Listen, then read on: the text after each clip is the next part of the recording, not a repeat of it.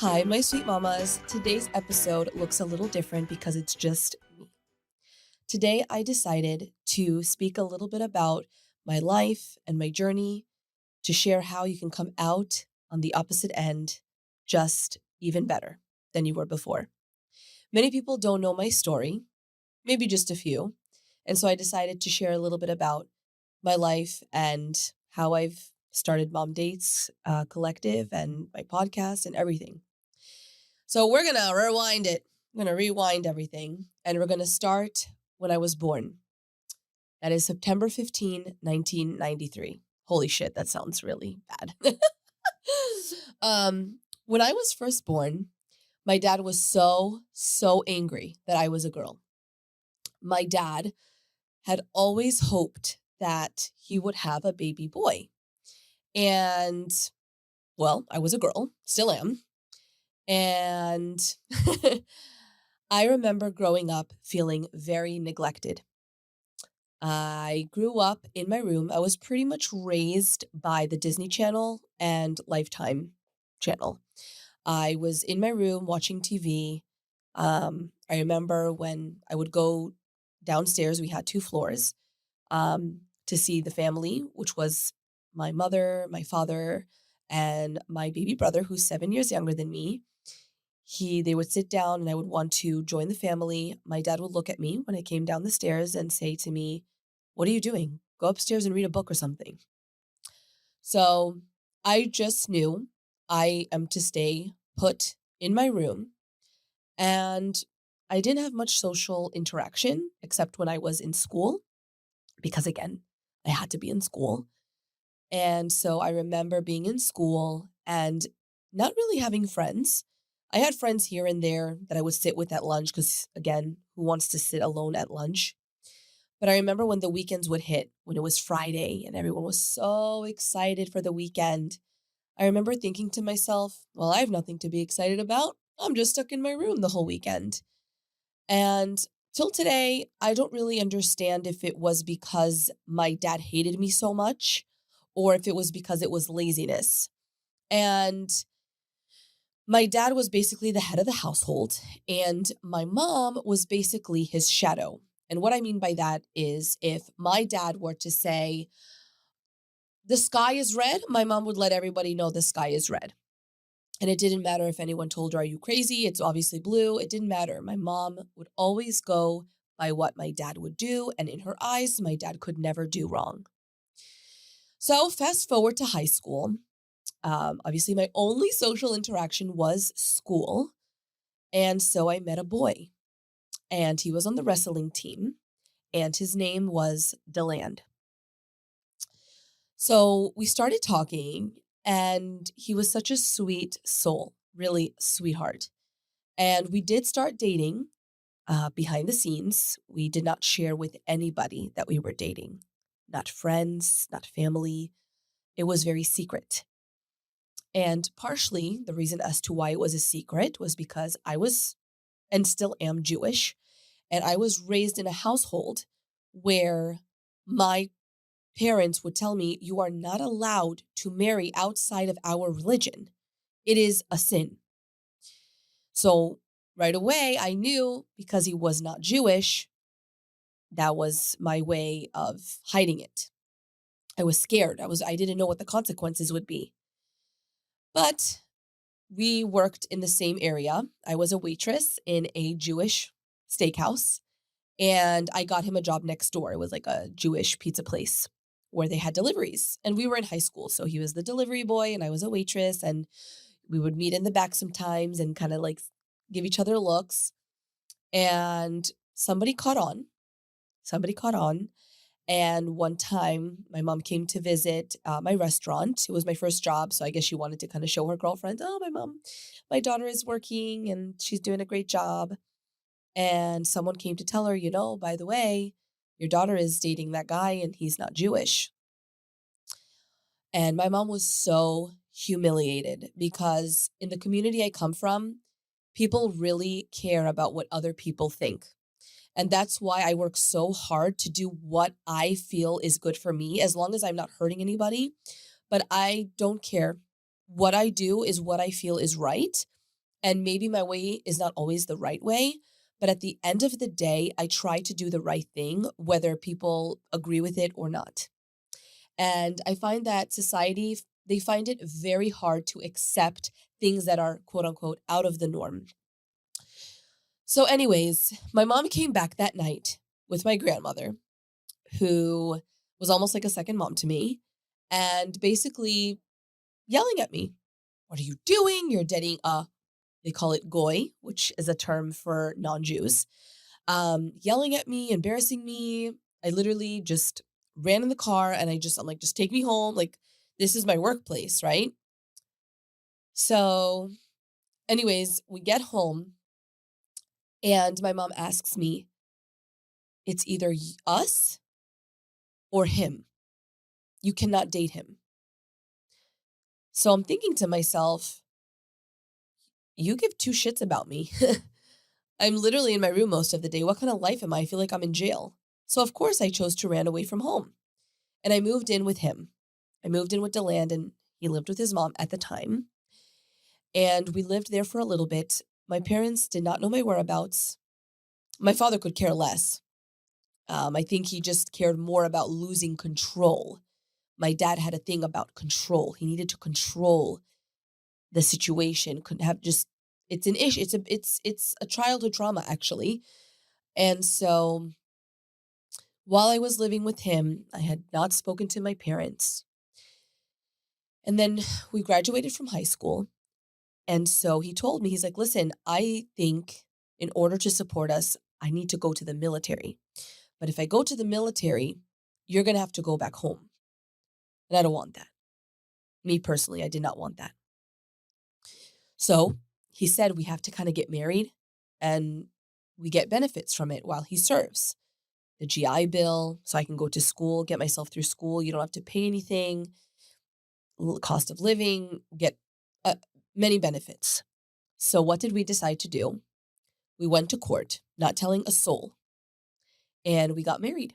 And I still remember our anniversary. The date was 10/11/12. That is when we got married, October 11th, 2012. And we hit it, and I had a wedding ring. Mind you, it was from Walmart. We were out of high school. What did we know? We didn't give a shit. So we were married while he was trying to work his way into the military. And come to find out, he only had one kidney that worked, and that disqualified him from joining. I don't remember why. If there are any listeners out there that might know why, please share with me because I completely forgot. And so we stayed married because we loved each other. And so little did I know, getting married privately did not mean that the record of the marriage certificate was private. It was a public record. And like I said, in my community, people talk, and we lived in the same area. So one person saw me wearing a ring, and it got to my parents, and they found out by looking me up and the marriage. And so my dad sat me down. He called me. He's like, I want to talk. He's like, I know you're married. I don't appreciate it. You need to get the wedding, the marriage, I'm sorry, annulled. And I was like, no, I'm not. I'm very happy with where I am. I might not have much, but I'm extremely happy being married. And so that's it. He cut me off. He didn't know if I had a place to live. He didn't know my whereabouts. He didn't know anything, nor did he care. And so it was a very hard time to navigate life without having guidance. And those were the cards that were handed to me at the time. And there was a time where um, there was some altercation with my ex-husband, I should say, at the time, with his family. And so she wanted us to leave the house, and we really had nowhere to go. So we ended up living in a car for a little bit. And that was a big, big struggle for us. And it really humbled me. It really did. But I can safely say, even though we lived in a car and we had to kind of struggle our way into gyms to find a way to shower, um, I was happy. I was very happy. And I don't think people can understand that unless they experience it. And so I didn't let my parents control me. with the money because we had a nice house and money wasn't really an issue, but I was so miserable. I was so miserable. And I remember my mom telling me one year, but I thought we were good parents. We took you to vacation in the summers. And I'm thinking to myself, wow, you have a lot to learn. And so while we were married, we decided one year to go visit my aunt, who was not accepted in the family because she married someone who was not Jewish. So we went to visit her. And while we were there, she showed me a text message that she received from my dad. Now, my dad never really speaks to her. Um, and it read something along the lines of, "You looked beautiful today. Have fun Christmas shopping." Now, I knew damn well that was not for my mom. And that was definitely not for my aunt, which was my dad's sister. So, what happened was my dad was having an affair with a woman that had a similar name to my aunt, and he accidentally sent it to her. And I feel that God wanted me to know this. And so I got very emotional when I found that out because I told myself, listen, I know my dad's a shitty dad, but at least he's a good husband, I would hope. But then I realized he's a shitty dad and he's a shitty husband. And overall, I don't mean to speak badly upon anybody, but that triggered me to my core. And as angry as I was at my mother, I decided to go tell her because I knew it was the right thing to do. And I would hope that if my partner was cheating on me, that someone would come and tell me because I believe that that's the right thing to do. And some people might disagree with me. They might say, mind your business. Why do you care? I just believe in doing the right thing. Now, as my husband tells me, Nicole, you cannot save the world. I understand I cannot save the world. But this was given to me and said to me. And now I know. How can I keep it to myself? So I ended up telling my mom. I went to her and I said, I need to speak with you. I sat down with my mom, and this was a very hard thing for me to do because I knew how much this would hurt her. But just to show you how much she was, I don't even know the word, but my dad was her everything. When I told her what had happened, she goes to me, she goes, Nicole, this is your way of breaking up your dad and I. It's not going to work. I suggest you go call your dad and wish him a Shabbat Shalom, which is what Jews say every Friday before the Sabbath starts and on Saturday while we observe Shabbat, the Sabbath. So I left feeling like I'm crazy. Like, why did I go tell my mom that my dad is having an affair? I felt so stupid. I went to tell my husband at the time to land. I said, I told her, she didn't believe me. I guess I did my part. Well, this just shows you that as a woman, you must trust your gut. Always. Something inside my mom told her that this was true. Because later I found out that my mother had called her sister and told her what had happened. And my aunt, my mom's sister, had a very hard time believing it. But my mom later that night decided to confront my father, not saying any names or saying that I had told her anything, but she said to my dad, Did you, are you cheating on me? And if you are, I would like to know the truth and we can kind of work through it. We'll move on from it. I just want to know the truth. That was my dad's opportunity to come forward. But instead, he looked my mother in the eye and he said, Are you crazy? I would never cheat on you. I would never break a family. Are you okay? Like, where's this coming from? So my mom said, wow, Nicole is really a shitty person for coming to try to break us apart. But still, she did not believe it. Later that night, she waited for my dad to fall asleep. This is how much my dad didn't think my mom would find out. He did not have a password on his phone. So when he fell asleep, my mom took the phone, went into the bathroom, shut the door, and started going through the phone.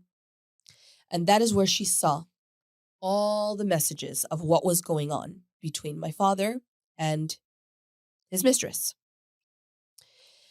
I get a call that same night from my mom, crying hysterically. Please come. You were right. I'm so sorry. Come with your husband. I accept him. I'm so sorry. We need you. So, of course, right away, I come and I bring my husband at the time. And it was just hell. It was just yelling back and forth. My mom, she was so upset, as she should. It was a big shock for my mom because, again, remember, my dad was everything for my dad, for my mom. Sorry. My dad was everything for my mom. So I remember my dad going to a hotel that night. He took my brother with him, and I stayed with my mom that night. And it was one of the hardest nights for me. I experienced my mom rolling on the floor, almost as if she was, almost as if she was in physical pain. That's how much pain it caused her. She loved my dad so much that she could not bear him being with another woman. And I will never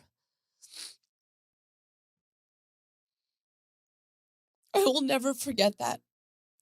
And I remember trying to help and support her. I went on the floor and I tried hugging her. Nothing worked. To be cheated on is probably the worst thing you could do to a person. You are better off getting a divorce before doing that to somebody. So here I am, the daughter, seeing my mom in so much pain. And I had so much anger towards my dad. I didn't even want to look at him. It was one of the hardest things as a daughter to experience. My mom suffered months and months of pain. Now, while this is all happening, I'm there with my mom. My dad is trying to gain my acceptance, apologizing for how he acted when I was younger. But I realized that was a tactic. My dad is the type of person, again, I'm not trying to speak badly about my dad because maybe he's changed. My dad is still not in my life. I opened the door to him um, for a little bit, let him come in, but he proved himself that he did not change. And I remember my dad telling me, I'm not a bad person. I just did a bad thing. And I wanted to ask, like, what makes a good person then?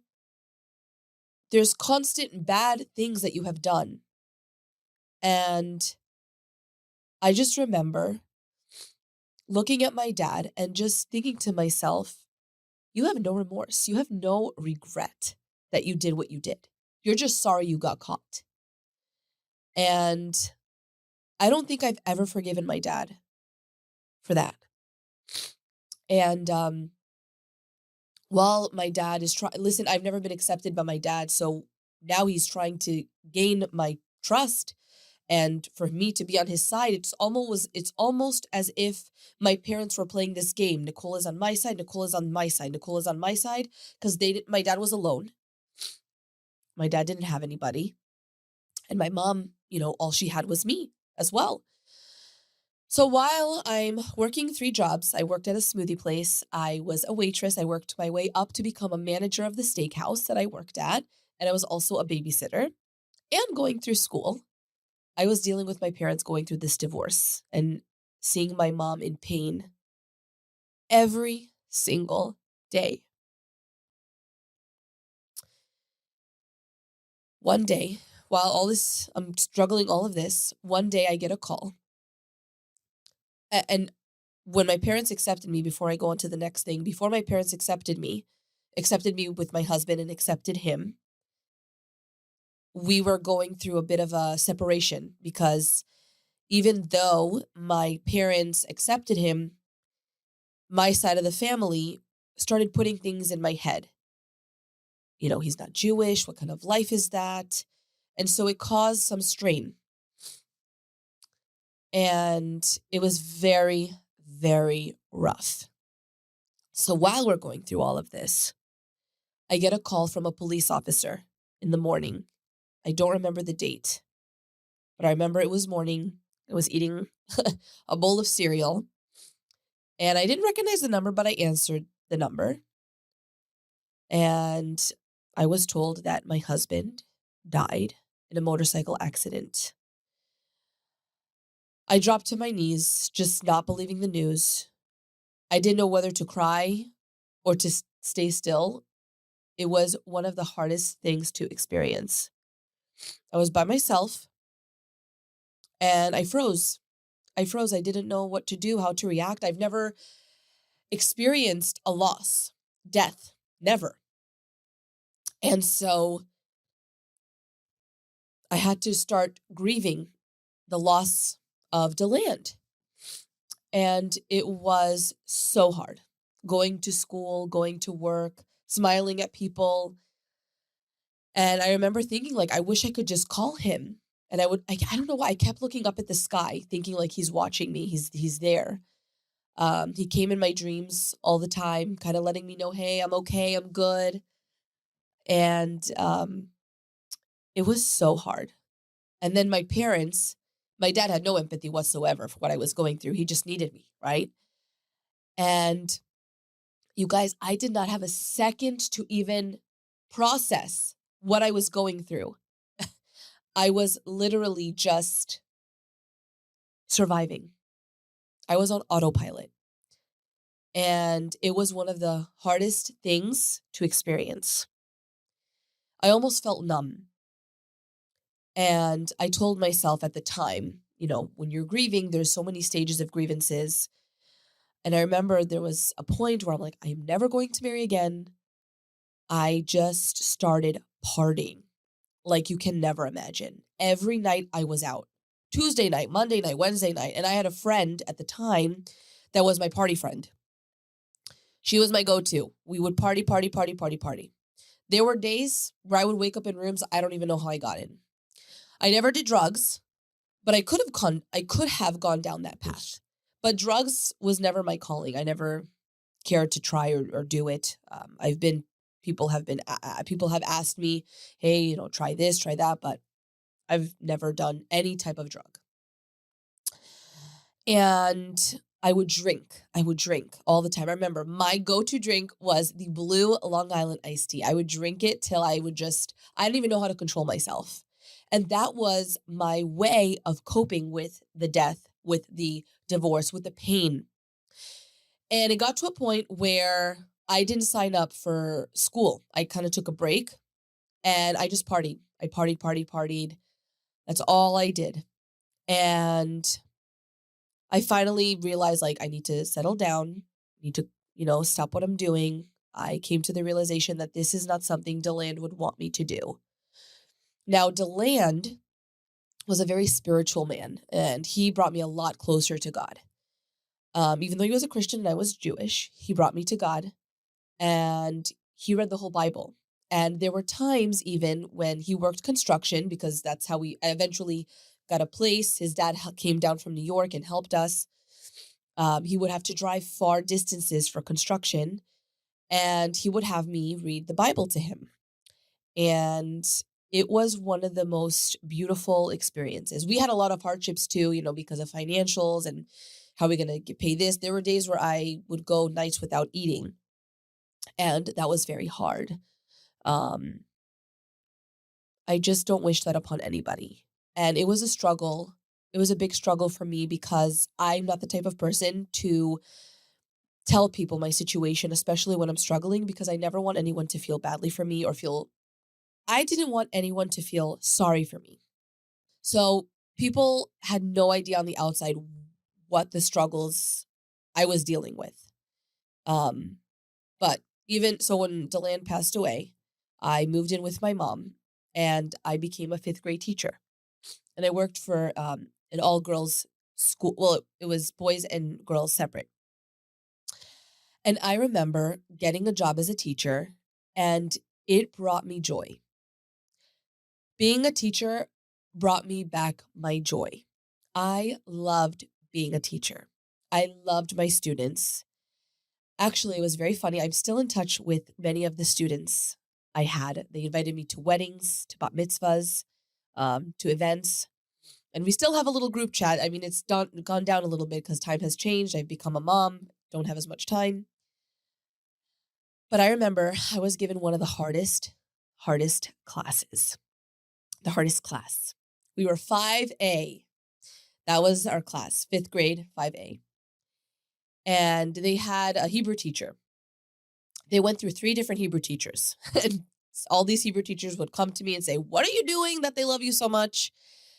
And honestly, I didn't know how to answer it at the time, but I let my students feel seen. They were not just students. I wasn't the teacher and I was not better than them. I cared for my students. I let them know that when I showed them the first day of school, this is my phone. You will not see my phone. It's in my drawer unless I have an emergency. You guys are my priority. You guys are the people I care about you guys. I would stay after school if anyone needed extra help because you never know whether a student is struggling at home. And as a child who struggled at home myself, I wish I had a teacher who stayed after school so I could have someone to talk to. So I became the teacher that I wish I had when I was younger. And these students looked up to me. They loved me. Even the students that couldn't maybe afford to get me a gift, they saved their chore money to get me something. And I told them I don't need anything. But I made sure to make those students feel seen and cared for because I did care about them. They were my students and they brought me joy in return. And I don't think till today they realize that. They were my joy. I was so happy every single day to go into my classroom and teach my students. And eventually, as a teacher, there was spring break. And I had a friend at the time, the one I would party with all the time. She had a friend, we had a mutual friend that was going through a breakup. And she lived in New Jersey. And she wanted us to come visit her. Would I have rather go to Mexico and kind of have a party there? Yeah. But she needed us and she was going through a really tough breakup. And so we went to New York in March and it was cold. I hate the cold. I was born and raised in Florida, so I am a true native Floridian. There aren't many of us, but we exist. So we went to New York.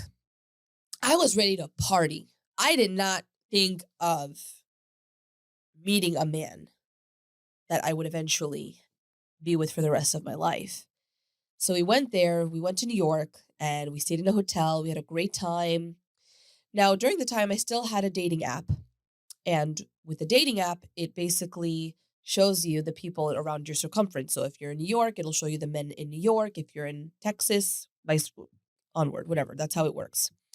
So I was scrolling one night while, we partied hard and we were just hanging out and I was scrolling and I matched with a few guys and one of them I was like, "Hey, he looks kind of cute. Maybe I'll go out with him. Maybe he'll come out with us and have a good time."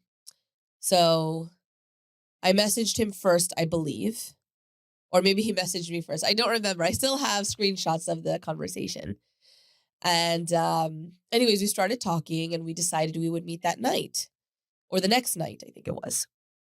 So the morning, we're going to brunch, we're drinking. I kind of didn't even remember that I'm supposed to meet with this guy. He texted me, "Hey, we're still on for today." And I was like, "Oh shit." I was like, "Girls, we got to get our shit together and we got to skedaddle the fuck out of here. And we got to go to where I'm meeting this guy. You guys have to come with me." So on the way, I'm not to the point where I'm like blacked out, but we were drinking a lot in brunch. So I was very more than tipsy, we'll say. We're in this Uber. I'm texting him, "Yeah, we're coming on the way. I'm coming with my friends." He's like, "I'd really rather just meet you. And then if things go well, we can go with your friends." In the meantime, in the car, yeah, we're drinking and, laughing. And we're like, "We'll be there soon." Anyways, we show up to the hotel. He met me up in the lobby. I'm walking in with my girls. We all sit. He's there drinking a whiskey. And we're like, "Hey, how you doing?" And he's like, "Oh shit, I don't know what to do." Like, and we're talking. One friend is eating ketchup from a bottle. The other friend's crying about something. And I'm just like, "Nice to meet you. And anyways, we ended up going upstairs. He came with us. Um, I think we were just trying to decide what we're going to be doing the rest of the night. We ended up going bar hopping. He came with us. He came in our Ubers. And I remember they kind of went to do their thing and I hung out with him. And I remember we were at the bar and we started talking and trying to get to know each other. Again, I'm not thinking this will go anywhere.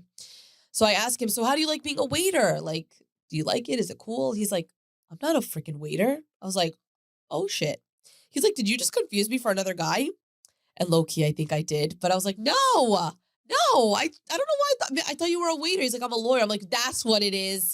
I meant to say lawyer, but low key, I think I did get confused. Because again, I wasn't trying to find any serious relationship in New York City, right? Anyways, the night is crazy. We're bar hopping. One friend forgot her ID. I don't even remember much of the night. It was a great night. We had a great time. So at the end of the night, I'm thinking, okay, we're going to go our way. He's probably going to go back and I'll never see this guy again. So as I'm like, bye, see ya, he grabs my hand and he goes, where are you going? I'm like, I'm going home. I'm going back to Florida in 2 days. And he's like, well, is there any way I could see you again? Like just you and me without your friends? I mean, I would like to. And I was like, hold up. After this crazy night, you still want to see me again? And he's like, yeah. He said to me, I can tell you have a good heart. You're a little crazy, but I can tell you have a good heart. And I would love to see you again if you're open to it. So I said, sure. And we exchanged numbers. And I went my way and he went his way. And sure enough, he messaged me the next day. I would love to see you. I'm going to make reservations for here and there. Is this good for you? I said, sure. So I told the girls, do you mind if I go out? They're like, yeah, we're partied out. You go, girl. You go do your thing. I said, okay. He lived in New York City in the financial district. So he drove all the way to New Jersey to come on a date with me. And we went on the date. The date was at 8 o'clock. I didn't get home till 2 in the morning. And we had a great date. We were talking, we were laughing, we walked around. It was very cold. I remember him kind of giving me his jacket.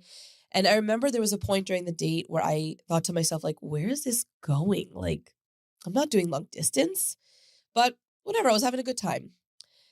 Just to show you how unserious I was, we got to this hotel lobby and I asked him, I'm like, hey, do you want to kind of stay the night here and have a good time? And this man looks me in the eye and goes, well, I don't sleep around. And I was so butthurt because I was never, not to sound cocky, but in my prime time, I was never rejected. And I was like, oh shit. In my mind, I was like, F you. But I was like, okay. And I'm in my mind, I'm like, he probably just never wants to see me again. Because remember, I was neglected. I didn't know how to receive love. So my form of love was intimacy. But he was different. And I think that's what made me more intrigued. He wasn't a typical guy I would go for. So we kept texting and he's like, hey, can I come visit you in Florida? And I was like, wait a minute, what's happening? So he is interested. And, after thinking about it, I think I really respected him more than anybody else I've ever dated. And he came to Florida during spring break. No, was it spring break? It was spring break is different time, but it was around March, April, which is so funny because my first son was born in March and my second in April, and we started dating March 25th. So crazy. And he came to Florida and he got a hotel. And I went to visit him and we went to the Everglades and we went to a place called Vizcaya in Miami, which we ended up getting married there later. It was one of the first places we went to. It's a beautiful museum in Miami. If you are ever in Miami or are in Miami, I'm sure you know where it is. It's a beautiful museum during the day and people use it as events for the night. And long story short, we started our long distance relationship and he is an incredible man. I'm getting emotional, but I believe that the land led me to him because there are many, many people in this world, but not many are kind. And this man is the kindest, most genuine person. And I'm just so lucky to call him my husband. And every marriage goes through ups and downs. And, my husband was raised a certain way, I was raised a certain way. We all go through things, and so there's certain things he had to learn from me and I had to learn from him, and we both make each other better people. And I'm just so grateful for my husband. And we're very different, everyone will say. He's very private. He probably is going to hate that I'm talking about this right now. He's a very private person. Um, and he no one knows him the way I do behind closed doors. And I'm just so grateful to call him my husband and to have him as the father of my kids, especially because when I suffered from postpartum depression, he didn't really know how to help me, but he definitely tried his best. And even now, with everything I'm doing with Mom Days Collective, with my podcast, he is my number one supporter. Babe, I have a meeting with this person. I need help with this company. I don't know what I'm doing. He comes with me. He puts his schedule on hold and he comes with me and he supports me and he's there for me and he's my biggest cheerleader. And I'm able to give my children something that I never had as a child, and that is witnessing a beautiful marriage, a beautiful couple where we hug and dance in front of them and kiss in front of them. Where my older son goes, Mom, ew, what do you? But that's everything. And I wish I had that growing up. So I'm able to give that to my child because I have that with my amazing husband. And even when things sometimes are not so great, no marriage is perfect. We have definitely gone through our ups and downs and disagreements. At the end of the day, we love each other and we choose each other constantly. And we've gone to couples therapy and we've learned so much. And I've talked about a lot of struggles that we have gone through or little things that we disagree upon. And one thing that we've learned is even through a disagreement, sometimes in the middle of an argument, I'll go in and just hug him. And then we start laughing and we forget why we argued. So it's not always easy because I never knew how to be vulnerable, but he brings that out in me. And with work, marriage is not supposed to be easy rainbow and butterflies. It's healthy to argue, it's healthy to have disagreements, but it's about how you handle it. And that's what I've learned. So I'm an open book. I love to help. And if anyone is struggling or has any questions, you're always, always open to reaching out to me, sending me a DM, an email. All my information is on the Instagram. And I would love to hear from you guys. So, with that, I will leave you. Thank you for being here. Thank you for hearing my story. And I will see you all next week. And remember, you're doing better than you think. Bye.